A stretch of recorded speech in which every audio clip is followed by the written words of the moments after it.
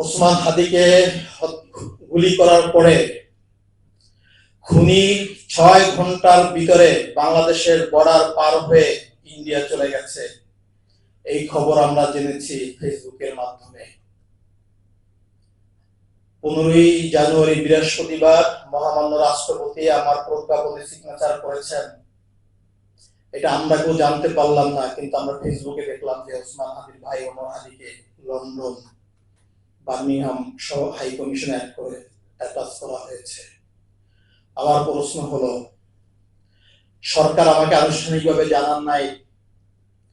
Foreign ministry থেকে আমাকে phone দেওয়া হয়েছিল যে ভাই রবিবার অথবা সোমবার একটু আইসেন, আপনাকে চায়ের দাওয়াত।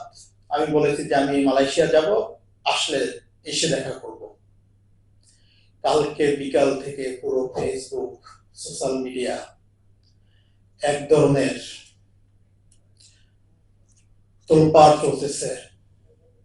ঠিক ওসমান হাদিকে হত্যার আগে বাংলাদেশ বিরোধী অ্যাক্টিভিস্টরা যেরকম ওসমান হাদিকে হত্যাযোগ্য করার জন্য ওর বিরুদ্ধে ক্যাম্পেইন শুরু করেছে, আমি ঠিক তাই দেখতে পাচ্ছি।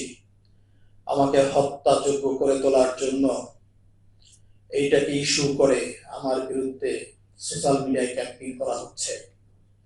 এর মানে হচ্ছে আমি যদি কালকে ঢাকায় ফিরি, আমাকে হত্যা করা হয়, তাহলে বলা হবে ভাইয়ের লাশ বিক্রি করে সে চাকরি করতে চেয়েছিল, এই জন্য তাকে হত্যা করা হয়েছে। আমার হত্যার ইস্যুটাকে ধামাতে বলা হবে একটা কারণে। আমি সরকারের কাছে জানতে চাই,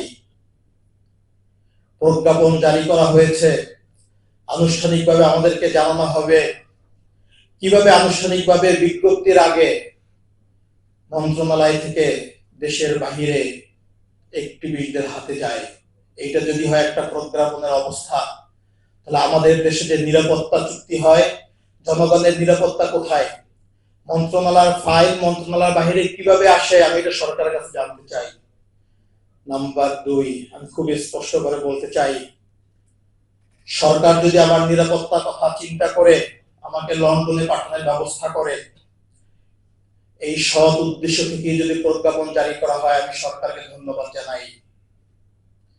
আর যদি সরকার ওসমান হাদি হত্যার বিচারকে অন্যদিকে নিয়ে যেতে চায়, হত্যার বিনিময়ে ভাইকে চাকরি দিয়ে জনগণকে বুঝ দিতে চায়, ইন্টেনশনালি যদি বাংলাদেশের জনগণের সাথে প্রতারণার আশ্রয় সরকার নিয়ে থাকে, আমি এই তীব্র নিন্দা জানাচ্ছি।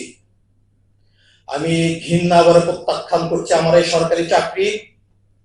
আর যদি সরকার আমার নিরাপত্তার কথা চিন্তা করে, তারা যদি মনে করে বাংলাদেশে আমার নিরাপত্তা দেওয়া সম্ভব হচ্ছে না, আমাকে তারা নিরাপত্তার জন্য দেশের বাহিরে নিয়ে যেতে চাচ্ছে, আমি আবারও সরকারকে ধন্যবাদ জানাচ্ছি। আমি আপনাদের মাধ্যমে সরকারকে জানাতে চাই, শুধু আমাকে নিরাপত্তা দিলেই হবে না, আপনারা ইনসাফের রাষ্ট্র কায়েম করেন, 18 কোটি জনগণের নিরাপত্তা কায়েম করেন। নিরাপদ বাংলাদেশ তৈরি করলে আমরা সবাই বাংলাদেশে থাকতে পারবো। অনিরাপদ বাংলাদেশে আমরা কেউই সেফ না। আমি ডক্টর ইউনূস স্যারকে আপনাদের মাধ্যমে সর্বশেষ একটা আহ্বান জানাতে চাই, যদি ওসমান হাদির পরিবার, ইনকলাব মঞ্চের ভাইদের আপনি নিরাপত্তা দিতে পারেন, নিরাপত্তা দেন। আর যদি নিরাপত্তা দিতে না পারেন, এটা আমি আমার ব্যক্তিগত আহ্বান জানাচ্ছি, ওসমান হাদির সন্তান, আমাদের 3 ভাইয়ের একটাই ছেলে, ওসমান হাদির সন্তান এবং আমাকে নিরাপদ বসবাস করতে পারি পৃথিবীর যে প্রান্তে হোক, খুব দ্রুত সময়ের ভিতরে আপনি আমাদেরকে শিফট করে দেন। বাংলাদেশের জনগণকে বলতে চাই, যারা আমাদেরকে ভালোবেসে কষ্ট পেয়েছেন এই সংবাদ দেখে, তাদের কাছে দুঃখ প্রকাশ করতে চাই। আর যারা ওসমান হাদিকে গুলি করার পরে গুণোল্লাস করেছেন, তাদেরকে ধিক্কার জানাই।